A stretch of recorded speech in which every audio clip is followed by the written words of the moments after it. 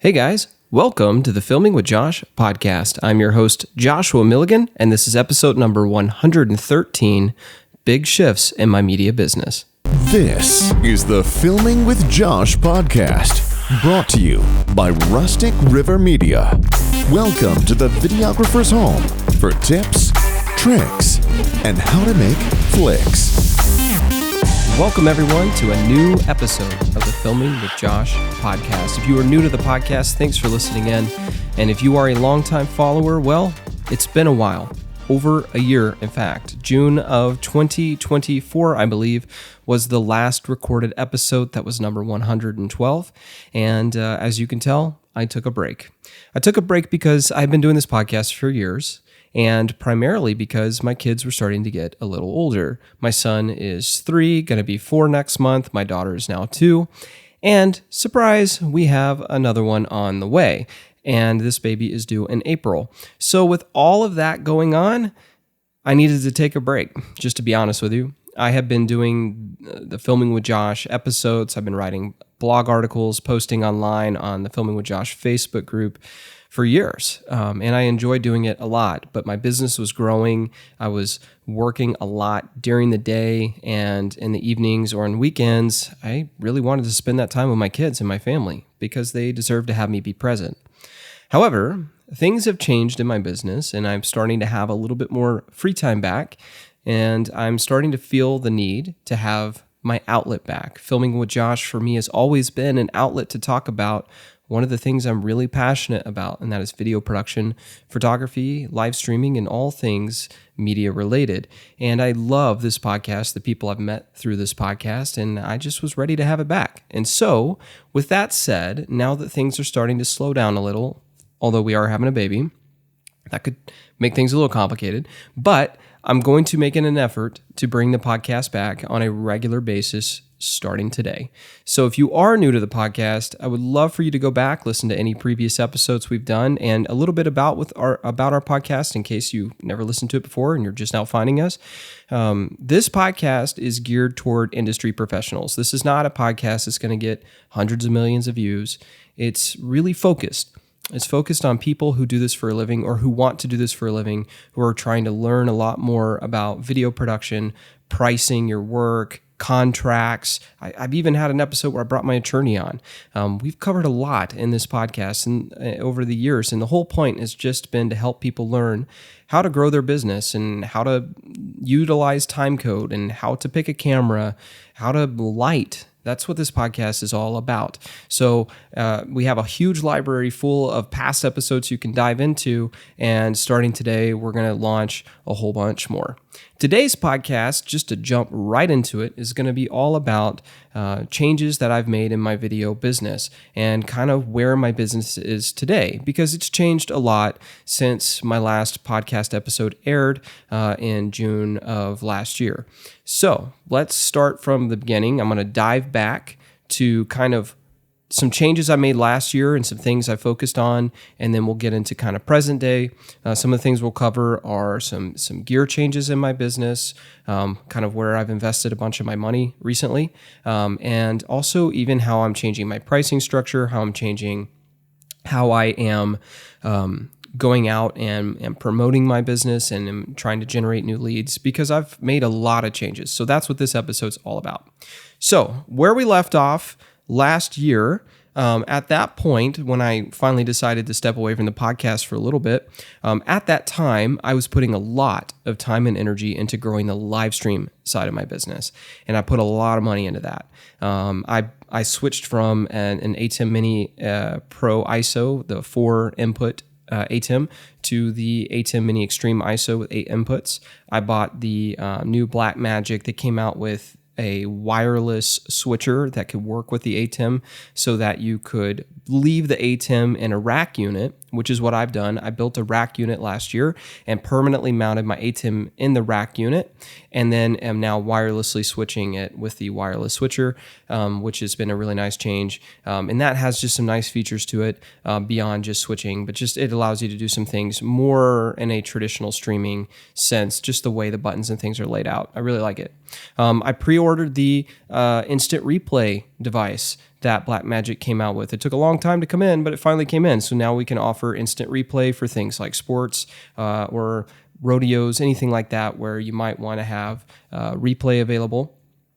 I also invested in hyperdecks and various other devices that would allow me to be able to preload videos and play them on command. I upgraded my Stream Deck to the largest Stream Deck that they had at that time, and custom set it up to be able to hotkey a bunch of different things. I had the smaller Stream Deck before, but I upgraded to the bigger one. I think it's the XL or something like that. I can't remember the exact model. But yeah, I put a lot of time and energy into building this stuff out. And then I bought my own mixer, an Allen & Heath CQ18T. I bought that specifically because a lot of venues that we were streaming at, honestly, their sound guys just weren't the best. And I wanted to have my own control. So we started offering full service, not just streaming, but also to be able to come in and run front of house for clients, and then simultaneously take that front of house mix from our own soundboard and distribute that to the stream. And then I'd bring my sound guy, Jake, to our streams so that he could manage the sound for the front of house and then for the in-house crowd, but then also have a mix separate for the ATEM stream. And then I specifically got that digital board because one, Jake could mix from an iPad in the audience for front of house when he wanted to, which is really nice touch. But the biggest selling point for me is that it records individual ISO tracks. So if you want to edit anything later, you have ISO recordings of all your audio channels, which is truly amazing. Just allows me to go in and clean up audio after the fact for streams that we might be going back and doing post on. Say we're filming and streaming like a 2-day conference with a bunch of speakers, and then part of the job is to go back in and cut those individual presentations up. We can go back in and take those ISO tracks, clean stuff up from the audio, and do the same with the ISO tracks from the ATEM as well, so we can kind of digitally remaster, if you will, our streams, which is really nice. And then probably the biggest thing I did for streaming last year was I invested in a PepLink unit. I can't remember the exact model, but the one I got is imagine it's like an internet hub that allows you to connect a bunch of different internet sources to it, so you can do bonding. And I specifically went with the PepLink because it could do 5G bonding. So I already had Verizon Unlimited 5G internet with my phone, and I could connect that to the PepLink for Verizon input. And then I purchased AT&T and T-Mobile Unlimited every month, true unlimited, like through my business, so that I could bond AT&T, T-Mobile, and Verizon internet together to be able to have 3 sources of 5G internet, so I could stream in locations where maybe we don't have access to Wi-Fi or preferably a hardline Ethernet connection. But even beyond that, it would allow me to connect up to a hardline connection at, say, a venue where we're streaming an event. And if the hardline ever went down, because it's bonded with all the other internet sources, the 5G devices will keep it going. In fact, you could lose, theoretically, multiple sources and the stream will keep going. Just allows me to have bulletproof streaming where I don't really have to worry so much about the internet. I mean, it would take a true act of God for the internet to come down. I'm not saying that can't happen, but you would have to lose everything to lose your internet. And so the PepLink device just gave me a lot of security for streaming moving forward. And I bought a bunch of other stuff. I got a whole lot of new cabling and started investing in things like Teradek A750s so we could start doing wireless connections with our cameras, got all new comms and whatnot. But I put a lot of emphasis into that last year because the live stream side of my business was growing, and I saw a need in the market where I live to build out a side of my business where I don't just offer live streams, which I've been offering live streams since 2017, pre-COVID, but I wanted to step it up to where I could offer streams that nobody around me could offer without going into any of the major cities. And that's going to be a big theme of this podcast and how I am changing my business. But the streaming was like one of the standpoint, or one of the main ways I tried to differentiate myself from everybody else is by having all of these devices that no local company is going to have unless you go to a major player in one of the big cities.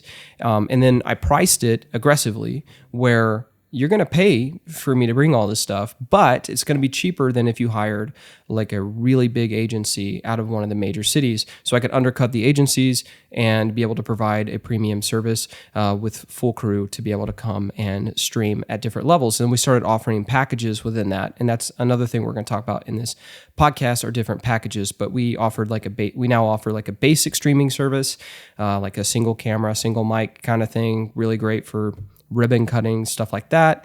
We have a more complex kind of standard stream, like 2 cameras with 2 channels of audio. And then we now have a broadcast category that is like 4 cameras, up to 10 tracks of audio. And then we can do sports broadcast, which is 4 or more cameras with 10 tracks of audio, as well as instant replay and a built-in graphics package. So we started offering all of these services within our live streaming category. So that's kind of where a lot of my focus in 2024 went, and what I spent a lot of 2024 working on. I even went as far as to like get a table put together for streaming and getting a custom tablecloth and new chairs and stuff like that, so I could show up and have a branded table with all my streaming stuff everywhere. So I put a lot of energy into live streaming last year, and that was a big shift in my business.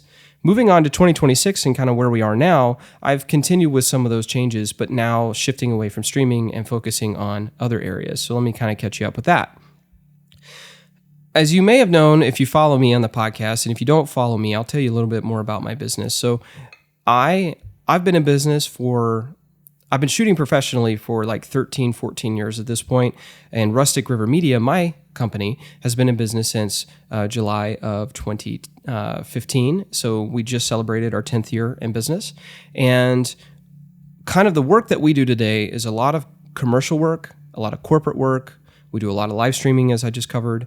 We cover a lot of events, usually like corporate events or big business events. And then on top of that, we do some light documentary work, a lot of branded content, and things of that nature. So, and we're starting to, this past year, we started to get into some political stuff where we're working with different political candidates or like PACs, like political action committees and things, lobbyists, stuff like that. So been kind of had some cool opportunities to work at the Capitol here in Texas. Got to interview the governor earlier this year. Got an exclusive with him, which was pretty cool.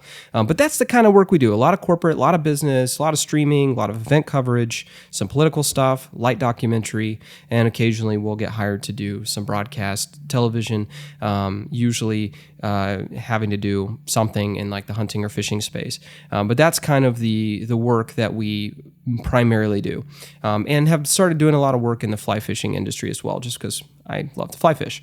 But in saying that, I tell you that to put some context into the next part of what I'm going to talk about, which is a kind of a, basically it was an epiphany I had earlier this year about how I needed to restructure the pricing in my business, which is interesting because I've done a couple episodes on the Filming with Josh podcast about how I price my work. And you are welcome to go back and listen to those and kind of get an idea of how I have always historically priced my work. But I changed that this year, and I'm going to kind of explain what led me to this moment.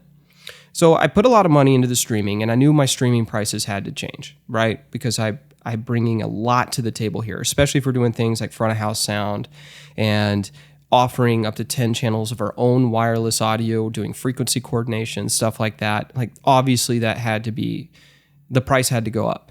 And in addition to the price going up, I needed to have these different tiers or these different packages because not everybody needs a broadcast sports stream with instant replay. I put out a quote the other day about streaming a fireworks display. It's just like streaming a fireworks display. Single camera, there's not even any audio. I just need a bonded internet so it's safe, and that's what those 5G devices allow me to do. It's in a park, so that allows me to have internet in a place where there probably isn't any, and just a single camera. That's all I needed. So not everything has to be a full-blown stream. So I started coming out with these different packages for streaming. But then I realized this past year that I needed to do that with the rest of my business, both photo and video wise. And here's kind of what led me to that conclusion. I already owned a bunch of lighting and pro audio gear. I already had in my kit before this year, I already had 2 Aperture 60Xs, two 300D Mark IIs, two 600Ds, the 600D Pro versions, and two Nova P300Cs. I also had a set of 4 SGC tube lights that were 2 foot in length. If you don't know SGC, it's a brand that had a series of tube lights that actually could work on the Sidus Link app before Aperture came out with their own line of Infinibars. But I had those. I had the B7Cs, those little light bulbs. I had some MCs, which are the little square lights. I had light domes and lanterns, and I had the Lantern 90, the Light Dome 150. I had the minis. I had all this stuff. I even had Spotlight mini zooms for the 60Xs. So I have owned a lot of lighting gear for a while now. But this year, I started upgrading some of my lights. And before I started upgrading some of my lights, I went out and bought a bigger light. I went and bought a 1200X.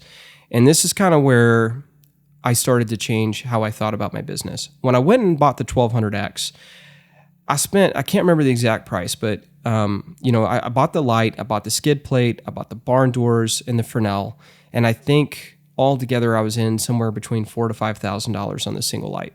It's expensive, right? And I would carry it with me in my truck like all the time on every project. So I've got this 1200X. Then eventually, when Aperture came out with the ADCs, I swapped out my 60Xs for the ADCs. I pre-ordered the Spotlight for them, the Spotlight Mini, which has not come in yet. And then when they came out with the 400X, I replaced my 300Ds with 400Xs. And in the process of doing all that, I started to realize, like, man, I have a lot of money tied into lights, And then I also went out and bought a whole bunch of new stands. I had already a bunch of C stands. I had like 6 C stands. I had a bunch of Maxi Kit steel stands from Matthews.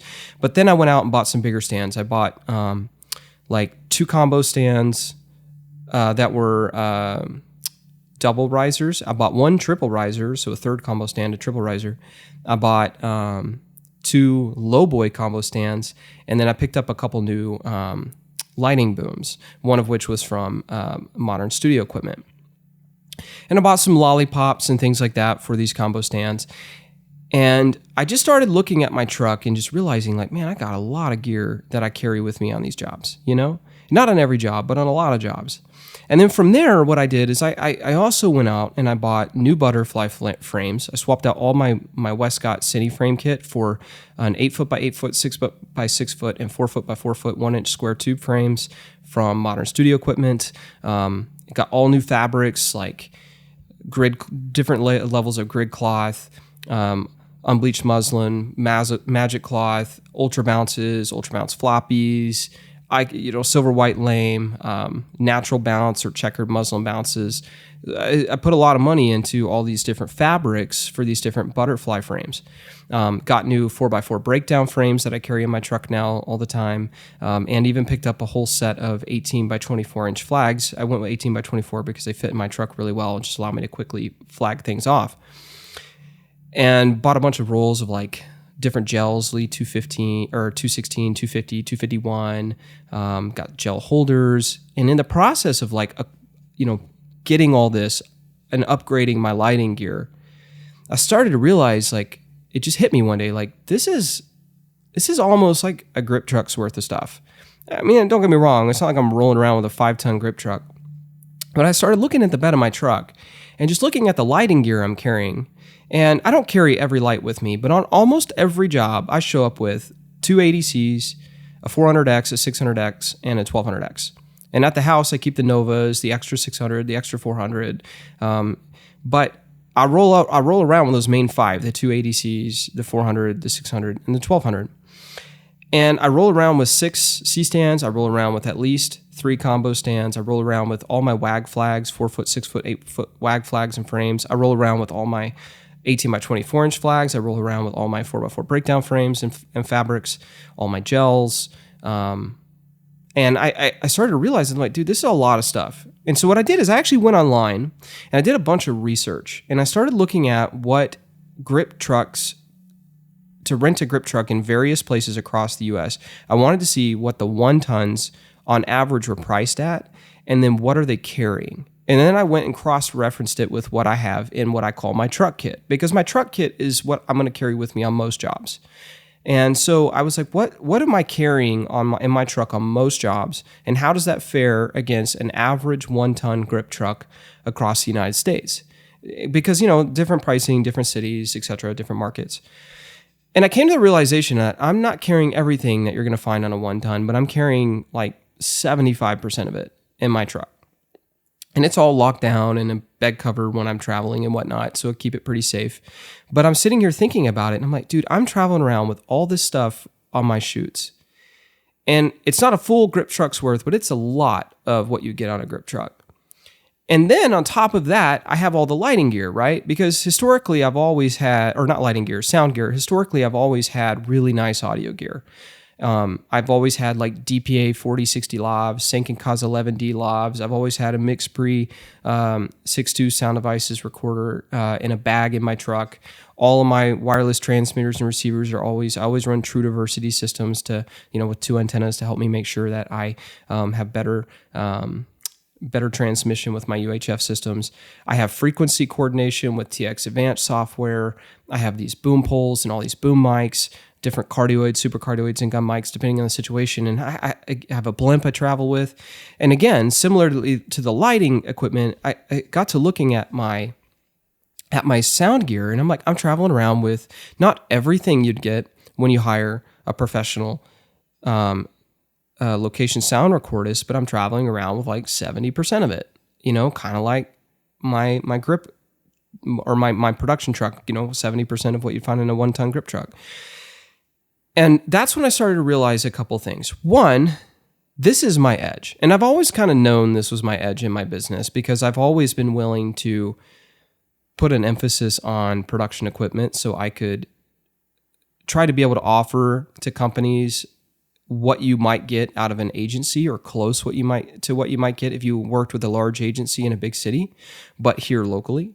And I travel and I work in big cities, but my point is like I've always, a backbone of my business has always been, how do I offer to companies like 80 to 90% of what you're going to get out of a large production house or a large agency, but do it with my smaller production company and be able to offer aggressive pricing. Now the pricing obviously has to be higher than like a freelancer who doesn't have all this stuff, but very competitive compared to what you get if you went with a large production company or agency in a big city. That's always been kind of my edge. It's like being able to be like 80 to 90% there, but priced more aggressively, and then out-competing freelancers by just being able to be more capable in what I'm offering. Not necessarily saying I'm better than everybody, but saying that I'm more capable in terms of I have this equipment that allows me to do things that most people can't do unless they go hire a professional sound engineer and they go hire a gaffer and pay to rent a grip truck. And so in saying that, I'm like, okay, this is my edge. And so I have this edge established, but I'm not doing a good job of marketing that on my website. I had a line on my website that talked about like, we've invested a lot in equipment and have equipment that really sets us apart, but that's it, So I'm not doing a good job on my website of explaining this differentiator about me, like this thing that makes me different to people in my area. Because in your business, in your video business, it's all about like, how do you set yourself apart from everybody else?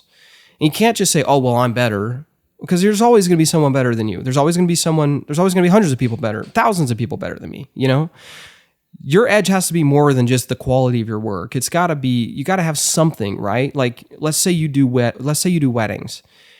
Your edge might be that, we offer wedding films that are shot documentary style, handheld, and we're a little more expensive, but we'll come to your house and get the backstory of your love story before the wedding day. Like, I'm just making this up, but like, that could be your edge, that you have this like unique way of going about doing your wedding films, or maybe your edge is that you have a very good pricing strategy, whatever your edge is, you got to have something that makes you different from everybody else. So this is my edge, offering agency, like 80 to 90% of agency level capabilities, but without the big costs that come with it. And again, that what sets me, how to, in my mind, that sets me apart is I'm not, I'm not a freelancer. I've got a great crew. We've got a great company. We've been, all my guys and girls, Amanda, we've been working together for years now. So I've got a great crew. We got great gear. We can outcompete the local freelancer, but we can undercut the agency and give you a pretty good quality product that's going to be quite comparable. That's my edge. It's always been my edge. But I have to do a better job of promoting that on my website, and we'll get to that in a minute. So a part of this has been, how do I better put that on my website? And then the other part of that is, how do I price for that? Because my pricing strategy, and again, I mentioned this earlier, you can go listen to previous podcast episodes I've done where I've talked about how I price my work. And that worked for me for years. But as I continue to grow and as I continue to invest and as I continue to build my crew up and whatnot, I just came to this realization, and this goes back to that epiphany I said I had, that I can't price it the way I have been. Because how I've always priced my work has been what I call time plus expenses. I had a rate for my time for filming, and my work would always be that plus expenses. Expenses being, music, graphics, any Foley you might buy, mileage, airfare, storage space on hard drives, all that stuff, and crew is an expense.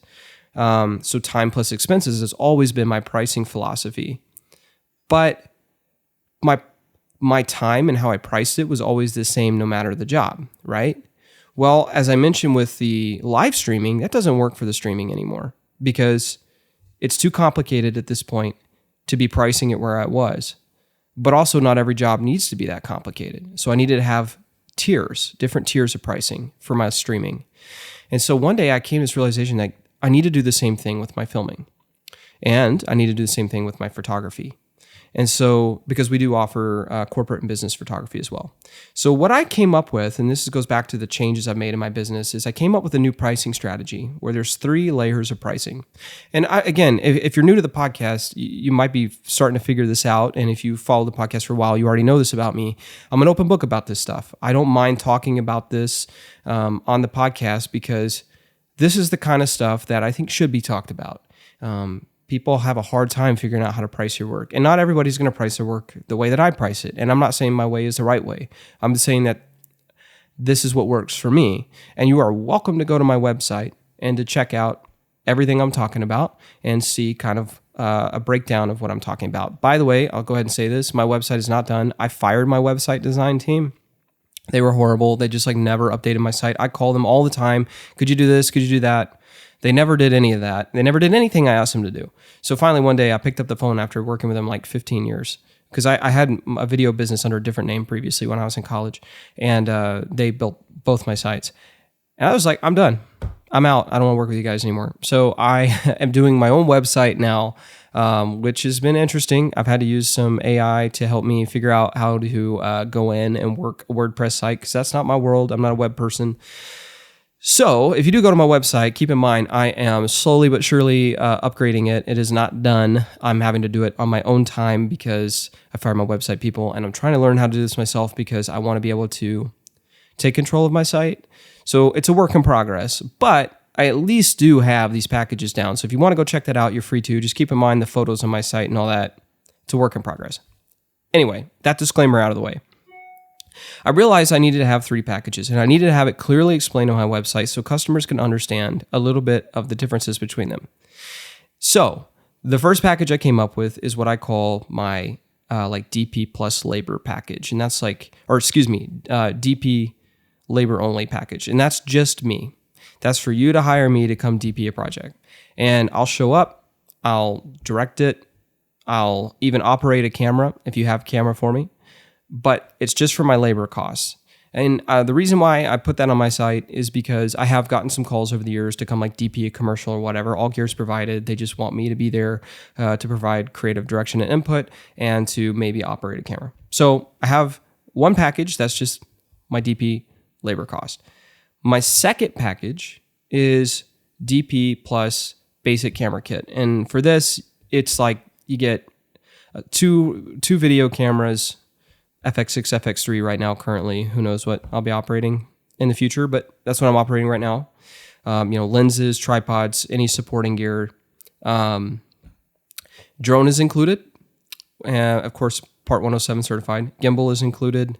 And then what I call basic audio. So this is like lapel mics, essentially, going direct to cam. Very basic stuff. So that's like a very basic kit. And the way I saw it was like this kit would be great for going out and capturing events and things. And kind of how I came up with this is because I get basically two types of calls. One is, can you come to the Capitol and cover this big event for a bill signing that's happening? I don't need all my lights and my professional audio gear for that. And when I say professional audio gear, in this kit, you do get pro audio gear. You get either DPA 4060 lavs or Sanken Cause 11D lavs. And I'm going to send them with UHF transmitters and receivers direct to camera. So you're still getting quality audio, but I'm not sending it to my sound bag and I'm not, pulling out all my booms and everything else. So with calls like that, I'll get called and like, can you come cover this event? Can you come to this? Can you come to that? And it really just needs like me and a basic camera kit. Maybe I'll bring some crew, but you don't need pro lighting. You don't need pro sound.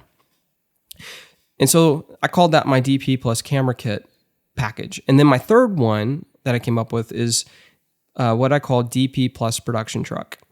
And my production truck, when you get this package, it's our most expensive video package. It's me. Plus the DP's basic camera kit I just mentioned. And then on top of that, all the lighting and sound gear that I said I travel with in my truck, that is included at that cost. And what's great is I bring it with me on every shoot, whether you pay for the production truck kit or not. That way, you always have the choice to upgrade packages on the spot. So if you don't think you need lighting and pro audio gear, but then we get there and you're like, man, this interview we landed with the governor, we have an opportunity to make this more polished.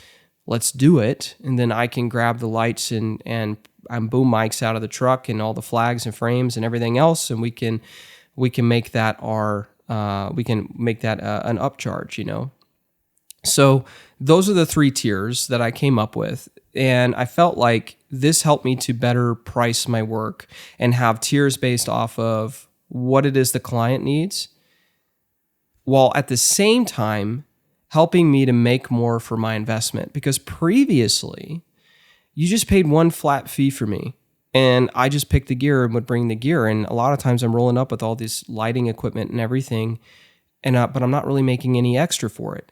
And it should be, because I'm preventing you from having to go out and rent a grip truck and pay a gaffer. And I'm also preventing you from having to go and hire a location sound recordist and pay for him to show up with all his gear. Now, if we're doing something with pro audio and it's complex enough where I don't want to do it myself, because sometimes you can wear too many hats at once. Many times I'm fine with it. I did a shoot for a political campaign this past weekend where I did run the audio myself. I did run booms and whatnot on my own, because it was just a single interview. Like, it wasn't a big deal. But for anything more complex, you can start, we can add crew. And so I can hire a location sound recordist. I've got a few of them that I work with. And so they can come, one of them can, and do the audio for us. So you can still have that person there, but you're not having to pay for them to bring their equipment, because it's rolled into my package. They just come operate my gear. So I'm saving you from having to go rent a grip truck, and I'm saving you from having to go hire a sound engineer with their kit, because I offer this one inclusive price for this one upgrade fee. And if we need the crew, we can pay to have the crew. And if we don't, like what I did this past weekend, we don't have to. And that goes back to my expense category. So these are the three different tiers I came up with. And I felt like it was good because it helped me feel like I'm getting more of a return on my investment by, charging for me to bring those devices, but at the same time, not make everyone pay for it if they don't need it. I turned around and started offering a very similar pricing strategy for photography, because similarly, a lot of photo shoots are, like I'm doing one tomorrow. It's an evening shoot for this event, this all women's event. I'm going to be like the only guy there. But, for that, it's just coverage, just event coverage.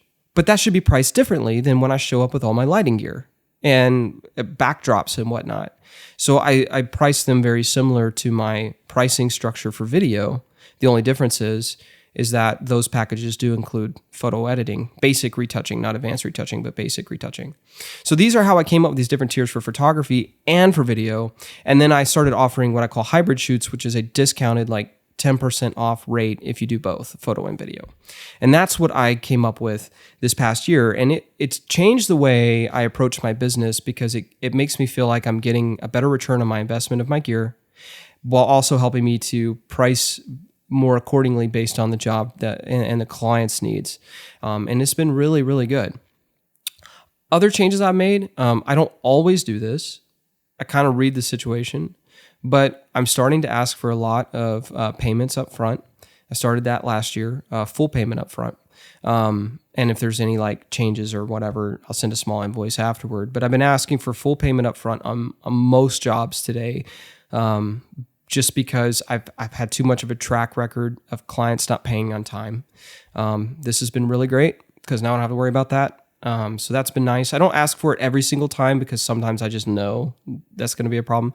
But 80 to 90% of the time I ask for it. And I have not had any pushback from clients yet. Not a single person has pushed back on that, which has been really nice. And some other changes I made is I restructured how I restructured how I'm marketing myself online. And this goes back to my earlier comments on my website. I felt like my website, and again, like I said, if you go check out my website, it is a work in progress. I'm doing this all myself on a WordPress site I've had this site for over 10 years. I'm having to go back in and figure out what they did and then make the changes for me. And I'm not a website person, so ChatGPT's been kind of helping me out with this.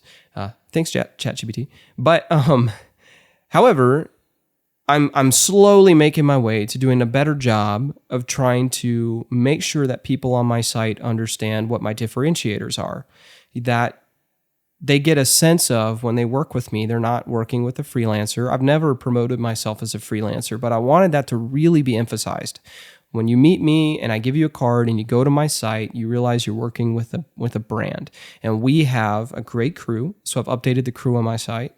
We have all these types of videos that we do. So now I have different categories of videos on my site, so you can see the different types of categories that we do. Some categories overlap, like you might see, interview-driven videos and then commercial videos, and there might be, an interview-driven video might be in both categories. But I have different categories now. So if you're looking for interview-driven videos, explainer videos, whatever, you can click on that category and see examples of stuff we've done in that genre. And I did the same thing for photography. And then I did a better job of outlining my packages, so you kind of get an understanding of, okay, this is a pretty serious company. That's my goal. How do I come across that way? So I've been working a lot on that on my site. I've been doing a lot of SEO work to increase the traffic to my site, and I'm starting to see that pay off. I'm getting calls that I didn't used to get before, and people used to never visit my site. I just had it more of when I handed out my card, you had a place to go. Whereas now I'm getting organic traffic to my site really for the first time, and I'm starting to get calls from it, which has been really nice. I'm not going to tell you what all I'm doing for my SEO work because I put a lot of time and effort into that, into figuring that out, but I'm putting a lot of time and energy into that, and it's really helping me. So putting a lot of emphasis on my online marketing. I've never done that before, never really cared about it. Everything in my business has always been relational. Getting referrals and stuff is how I've always grown my business and picked up new clients. But I did come to the realization that I needed a better online presence and I might get more work that way. And it's starting to pay off. So that's been really, really great and a big change to my business. So those are a lot of the changes I've made this year in terms of restructuring how I'm pricing things, restructuring how I'm trying to come across to people and how I'm trying to position myself to be competitive in my market. Because if you're in this industry, or if you're just getting into it, maybe you're just now figuring this out, it is extremely competitive today, more so than when I first got started, because technology and equipment has become way more affordable. I mean, look at the 1200X light I bought. I mentioned earlier I spent $4,000 or $5,000 in the whole kit, whatever it was, not including a double riser or triple riser stand to put it on. And that's a lot of money, don't get me wrong, but a light like that 10 or 15 years ago I mean, really 5 years ago would have cost substantial amount of money compared to what I just paid. So technology's changed a lot. Cameras have changed a lot. Look at some of the new camera releases that have just come out. And I do want to do a podcast to talk about that. I think there's been some really interesting camera releases. The market has changed a lot. I think that'll make for another great episode. Maybe that'll be my next episode. But because of the barrier entry has gotten so much lower, it's easier to get in today. It's also easier to learn how to do it today. And when you have AI and things that can help make your job easier, can help make the learning process easier. Plus, the demand for content is higher than ever before.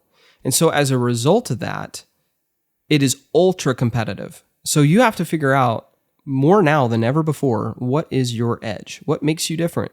When you go to my site, it's very specific. You're not going to see wedding stuff on my website. You're not going to see real estate on my website because I'm hyper focused on that commercial, corporate, event, live streaming type stuff. That's what I really want to focus on because I feel like being focused in a spot and putting a lot of effort into promoting yourself in those categories and trying to explain your differentiators, that's what's going to help you set yourself apart from everybody else.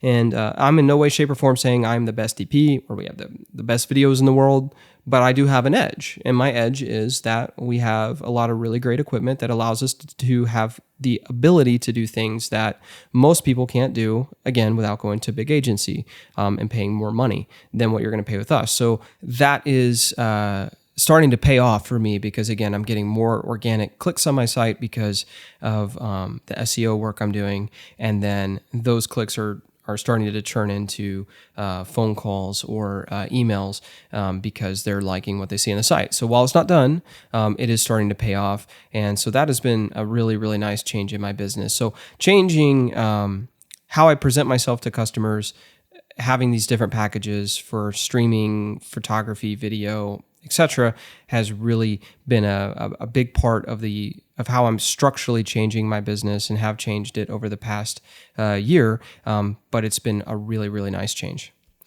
Now, I won't make you go through this whole podcast without having some gear talk. I know that everybody loves gear talk. I've already mentioned a little bit of how I've upgraded my lighting, got the 1200X, replaced my 300D Mark IIs with 400Xs, picked up a pair of ADCs to replace my 60Xs, got a new spotlight for them that's coming in. I've got all new Fresnels and barn doors for those lights.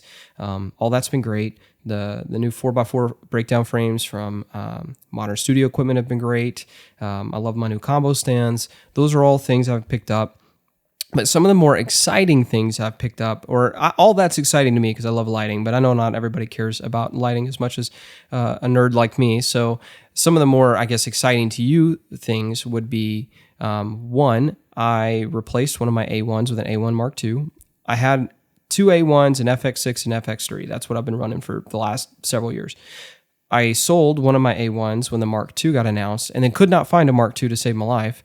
And then finally, Texas Media Systems, my friends down there, helped me grab an A1 Mark II. And that's what I'm using to film this podcast on right now. And I like it a lot. It is the best hybrid photo video camera I've ever owned. I felt that way about the A1, so the bar was already pretty high. But the Mark II took the A1 and improved upon it in a lot of great ways. Gave it a tilt flip rotating screen, better IBIS, the AI autofocus update, which has been nice. It bumped up the base ISOs in video, like the second base in log, for example, is now 5,000. Which, by the way, if you don't know this, like the A1 is, in my opinion, Sony's best low light camera in terms of like their sub $10,000 cameras. I think it's the best. I have an FX3 and FX6 and I still feel this way because like the thing is like those cameras, when you go to 12,800, like there's this misconception that they're like really clean, like the same cleanness as shooting at 800. And that's not quite the case. You really need to overexpose them to get them to be clean. And then even then there's still going to be some noise. It's not bad. It's totally usable. But the A1 is just like on another level, man. I shot an event with this the other day at, I was photo and video, and I was at 8 to 10,000 ISO the whole time. Came home with very little noise.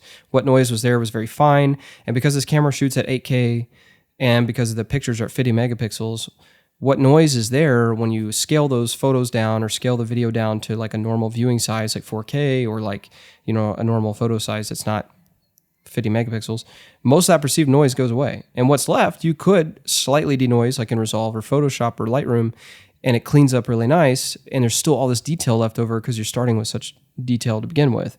So this camera is exceptional in low light, but the Mark II improved on the low light a little bit. So that was another nice improvement. Gave it the front custom button option, which is cool.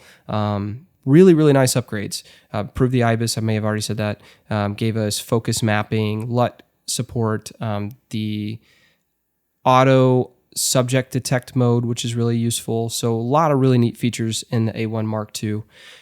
My only complaint I have about this camera, and I do have a complaint, is the lack of an oversampled full frame 4K or 8K 60 option. When I look at like the Nikon Z8, Z9, they are older than the A1 Mark II. They're much cheaper, and they have oversampled full frame 4K up to 60 frames, and they also have 8K 60. The Canon R5 Mark II has 8K 60. It has oversampled full frame 4K only up to 30, which is a shame, but at least has it. The A1 has none of that. So I think that's a miss, especially at this price point. This camera with the tariffs now costs $7,000. That makes it the most expensive flagship camera of any of the primary manufacturers of mirrorless cameras. Yet it doesn't have those modes. I think that's a mistake on Sony's part. And how it's a flaw is on the A1 Mark II or even the original A1, the 8K is gorgeous. It's 8.6K downsampled to 8K, up to 30 frames at 10 bit 422. Amazing. So detailed that a lot of times I have to reduce the sharpness in post. The Super 35 4K up to 60 is the same thing. It takes a 5.8K crop of the sensor and downsamples that to 4K. Beautiful. The full frame 4K is either bend or skipped. And it's really good. Unlike the R5 Mark II from Canon, for example, which in its full frame 4K bend or skipped mode, whatever it is, there's a huge hit in image quality. And you can see that. The A1 and A1 Mark II, not so much. If I shoot in the full frame bend or skipped, whatever it is, mode, which is what I'm shooting this podcast on right now, it looks very similar to my FX6. I use it interjectably with my FX6 all the time, my FX3 all the time. The shots are virtually indistinguishable. However, in that mode, you do sometimes lose fine details at distances, and there's a huge increase in risk of aliasing and moire. I said with the original A1 that was the only flaw with the camera. I assumed, wrongly so, that Sony would address that in the A1 Mark II by giving us oversampled full frame 4K at least up to 60 to be competitive with the market. I mean, the R5C has that, then the Z8, Z9 have that. This most expensive $7,000, I know it's $6,500 upon launch before tariffs, camera should have it. And it doesn't, which is very unfortunate because that's the only problem with this camera. I wish it had shutter angle. It does pre-capture for photography, which is great, but I wish it also had cache recording for video. If you're going to give it pre-capture because it's a sports and wildlife camera for photography, give it cache recording for video as well. That would be nice. That shutter angle would be two great features. I'd pay to have those two features. I'd literally pay to unlock those features just because it'd be really useful. But more importantly to me, the lack of 8K 60 or oversample full frame 4K up to 60, primarily the latter, means that when I use this camera in full frame 4K mode, there is that increased risk of aliasing moire. And I wish that wasn't there. But other than that, that's the only problem I have with this camera. It's truly amazing. One of the best cameras I've ever owned. I really, really like it. And a lot of times I grab it over the FX6 when I'm like shooting stuff where I just don't feel like I need the FX6. It looks amazing. I love the 8K. The 8K cuts great on my Mac. It's beautiful. Great camera. That's the only flaw is not having a full frame slow motion option with that. That's not bend or line skipped, but maybe they'll give it that via firmware update one day. I would even pay for that in a firmware update. I really would. And I've called Sony and told them that twice. Literally, I've told them that twice because that's how much I want that. But that's a purchase I made. You might think I'm crazy for this, but I picked up an RX1R Mark III. I had the Mark II, fantastic camera, but very old. It was like 9 years old when I got it. It's like 10 years old now or whatever. Slow autofocus, just terrible to use autofocus-wise. Battery life was terrible. So even though the RX1R Mark III is overpriced, I think, in my opinion, and I wish they would have redesigned the lens on it, at the end of the day, it's still a beautiful camera, and it is the smallest full-frame camera on the market, and it shoots gorgeous 61 megapixel images. I wish it had the A1 sensor in it. I think that would have been a better choice, because then you could have shot electronically with that camera all the time and bypass the limitations of the leaf shutter design. But either way, there's still no other camera like it on the market. There is no camera that's full frame that's that small. There just isn't. No other camera. Not the Leica series, not the Q2, not the Q3. There is no other camera like it. You can buy an A7 CR and stick a small prime on it, and it's still going to be bigger than this.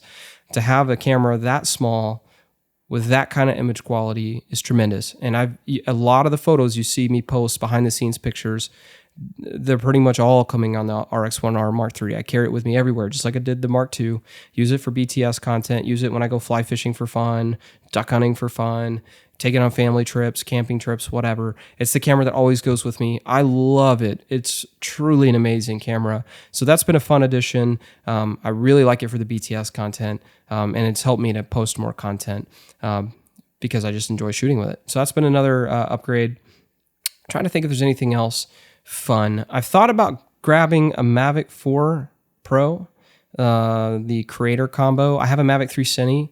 I like it a lot. There's nothing wrong with it, but I kind of want to get a second drone before this DJI drone ban comes into play, which looks like it's probably going to happen. But with another kid on the way, I'm having a hard time dropping the money on it. I might still do it, but that's a possibility before the end of the year. And aside from that, I mean, those are kind of the highlights. You know, I'm still rocking the FX6, still rocking the FX3. I still have an original A1. Love those cameras. But yeah, those are kind of the more fun toys that I picked up that don't have to do with lighting. Also picked up some WAG flags. If you don't know what WAG flags are, they're just a really quick way to throw out an 8x8 or 6-foot-by-6-foot or 4-foot-by-4-foot flag, whether it's diffusion, ultra bounce, whatever it is you want to use it for. I got a WAG flag kit from Modern Studio Equipment that has 4-foot, 6-foot, and 8-foot flags in it. I did not buy their kit. I called them and custom made my own, but it's amazing, and I keep that in my truck and I use it constantly. If you want to learn more about that, go to my YouTube channel and either look up Rustic River Media or Filming with Josh. They're kind of under the same thing, and whenever you go there, look up my WAG flag video, and you can learn more about the Modern Studio Equipment WAG flags I picked up. They're pretty dang cool. I like them a lot. But anyway, those are some of the fun things I picked up. I'm using a new mic now for my podcast. I picked up the Shure. I had a Rode Podcaster that I used for like over 10 years, and I finally picked up an SM7. This is the SM7 DB model, which has the built-in basically has a cloud lifter in it, so it adds the gain, so it's a hotter mic. But that's what I'm using now for my podcast. But that's it, man. That's kind of all the big highlights of my new gear purchases. Most of it's been lighting. But anyway, I would love to do a podcast on the current state of the camera market, because it's a wild west out there, and I'd love to talk about that. So maybe that'll be my next episode. If you want to find out, you should subscribe to the channel. And if you are watching this on YouTube and you don't want to watch it on YouTube, just know we are on Spotify as well as on the Apple podcast platform. And if you're listening on one of those platforms, just know if for some reason you want to watch my face, we're on YouTube. But either way, we are back. I'm back. I'm back with the podcast, and there's a lot of topics to cover. I have some cool guests I would like to bring on. And so thanks, guys. If you're new to this podcast, thanks for listening in for the first time. And guys, if you've been a follower of this podcast and you've been wondering where I've been, it's good to have you guys back on the podcast listening. Be sure to go to the Filming with Josh group on Facebook and join that group if you haven't already. And we could talk about this podcast as well as any other topic you want to talk about. Until next time, see you later. To learn more about Rustic River Media, visit us online at rusticriver.media. Thanks for listening to the Filming with Josh podcast. Catch every episode by hitting subscribe today.